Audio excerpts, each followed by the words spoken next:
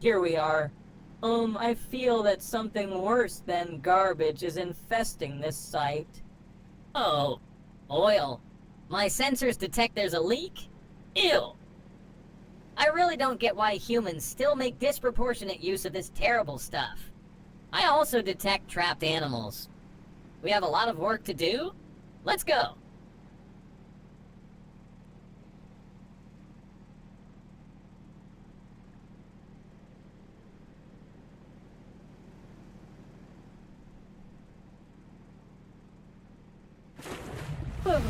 The vibe is pretty spooky down here. Those creepy greenish tentacles are seriously terrifying. Oh, by the way, I think I need to share something with you.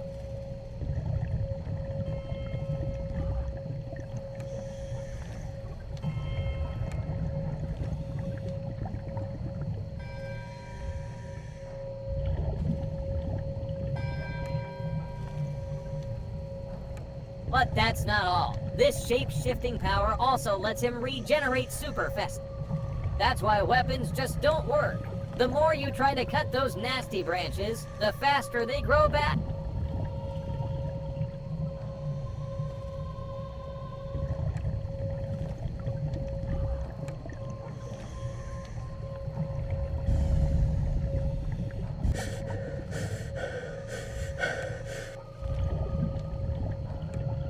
Hey, my sensors detected a little monster down there. You know what it is, right? Yep, a spawn of the worm. If we grab a DNA sample, we'll have a better shot at taking down the head. We need to grab it.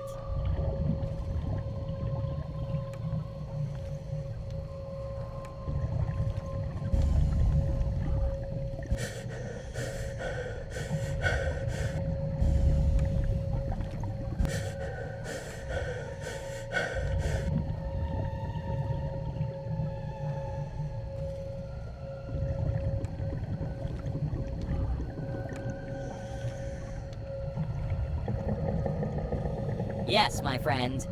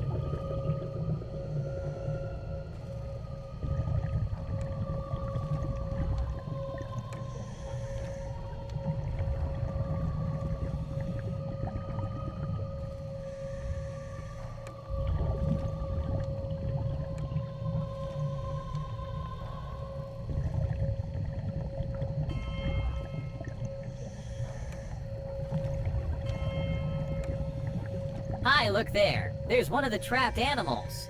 Let's free him.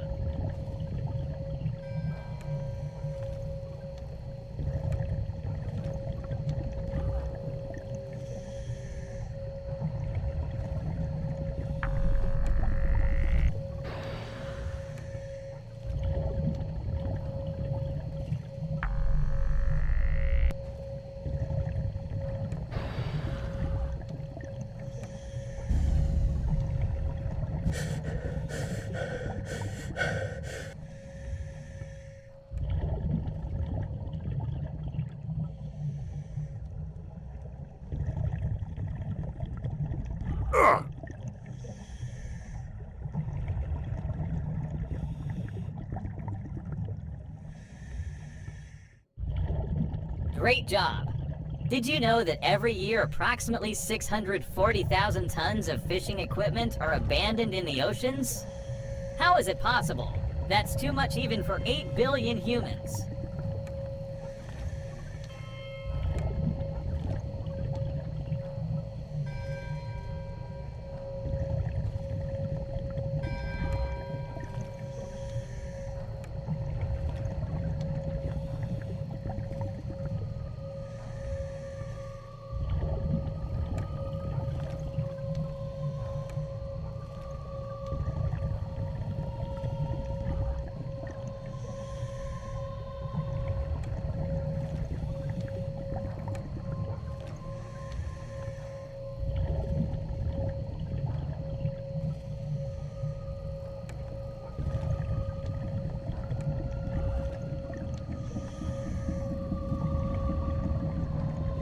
Well done. Each year, approximately 80% of marine pollution originates from land-based activities, including agricultural runoff, sewage, and plastic waste. Tackling this requires global cooperation to implement stricter regulations on waste disposal and promote sustainable agricultural practices.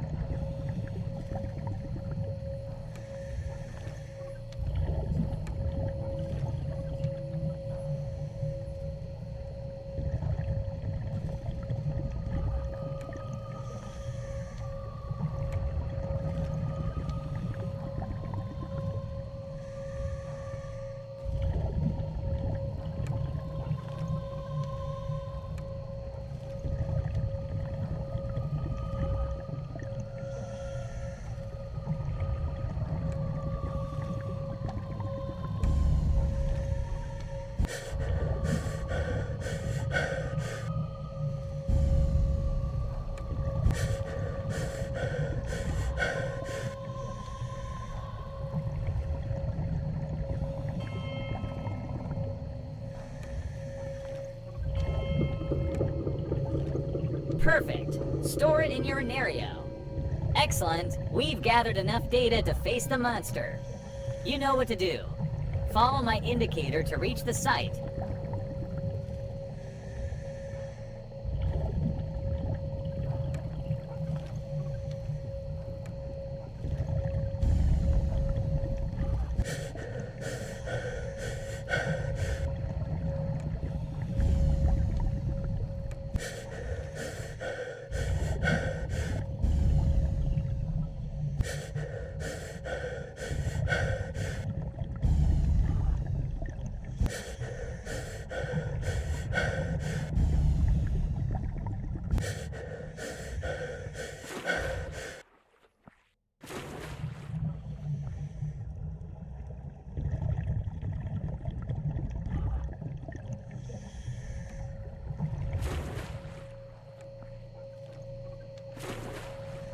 You see it?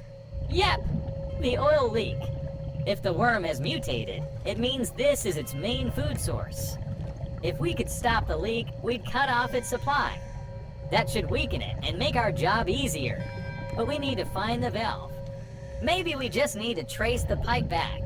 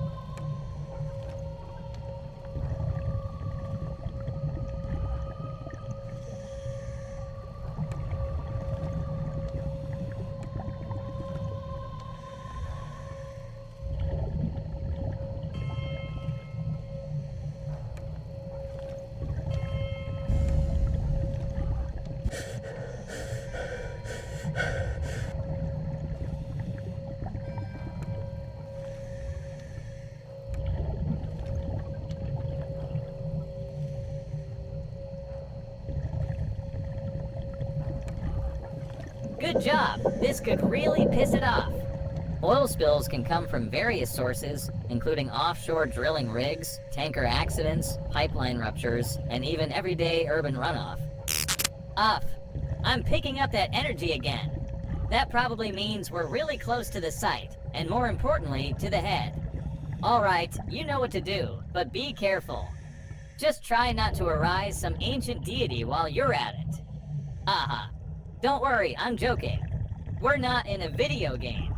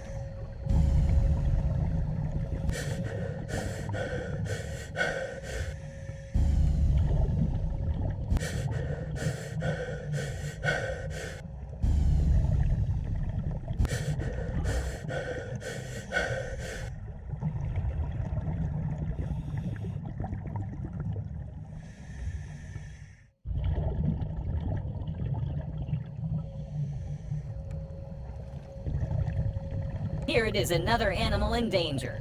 Pay attention. You should be more concerned about the creatures that coexist with you. Otherwise, Fishing Simulator might just turn into a fantasy genre.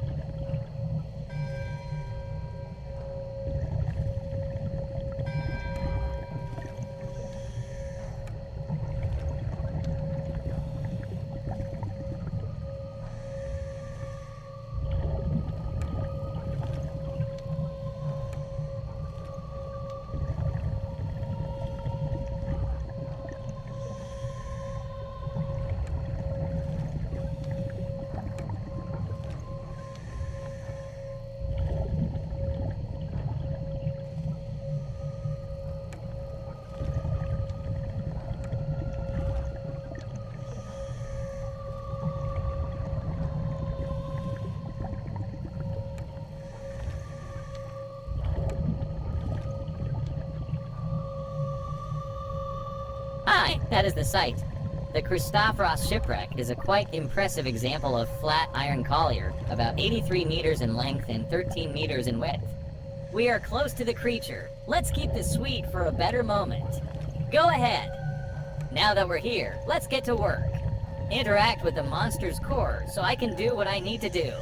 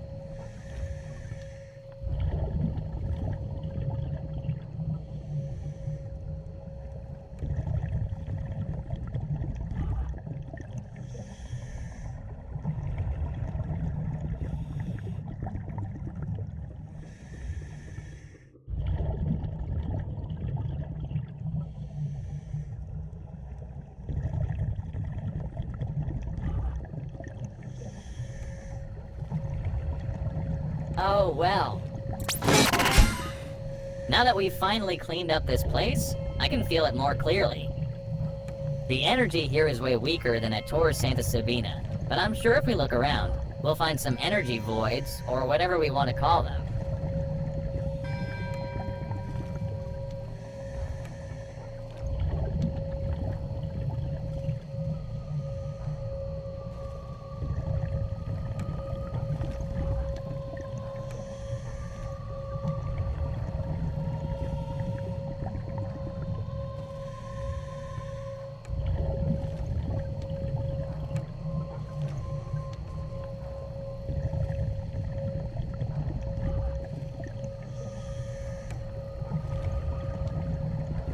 Haha! There it is. Just like I thought.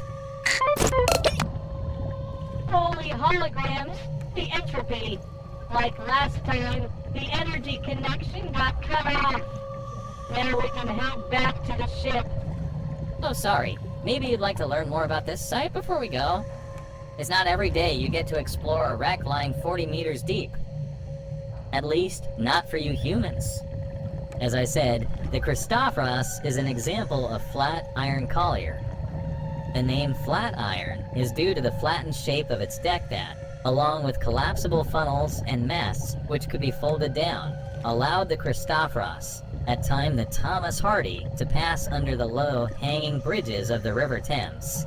When the British industry began to move away from coal gas to natural gas, flat iron colliers became redundant.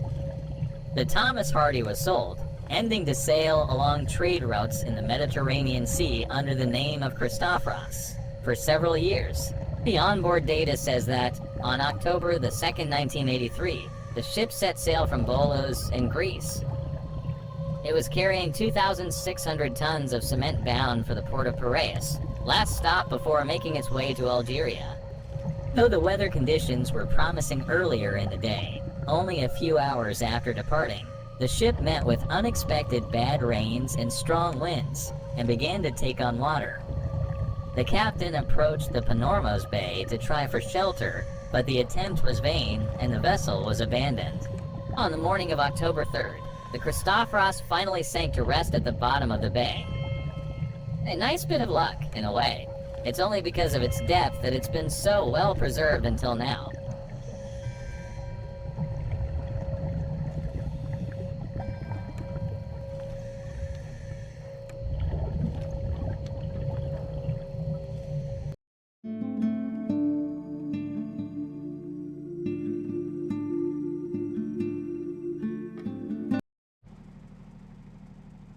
Phew.